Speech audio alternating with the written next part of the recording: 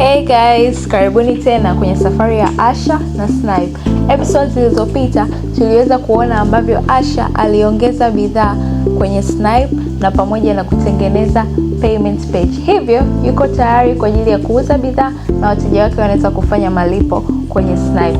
Lakini kwenye Snipe kuna kitu kinaitwa fixed payment page. Hii ni kwa wale ambao wanakuwa na product moja.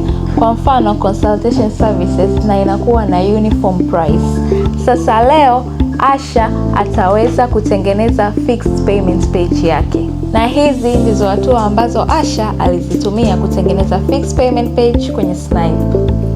Asha akiingia kwenye Snipe account yake, ataingia kwenye kipengele kimeandikwa payment pages, alafu atachagua pages. Hapo atascroll, atabonyeza new page, alafu atajaza taarifa zote ambazo zinatakiwa hapo. Atajaza page title, ataingiza URL, ataingiza then profile itatokea hapo by default. Then akimaliza ataenda kuidescribe payment page yake ina deal na kitu gani.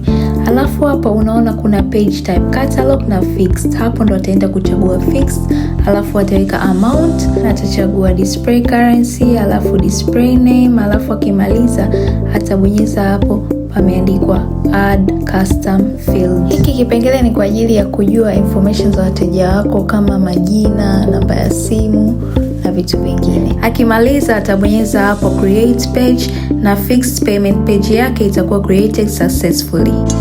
Na hivyo ndivyo namna ambavyo fixed payment page inaweza kutengenezwa kwenye Snipe. Endelea kufuatilia safari ya Asha na Snipe kwenye episodes zinazofuata. Kama umeipenda hii video, usisahau kulike, comment, kushare na kusubscribe for more videos like this.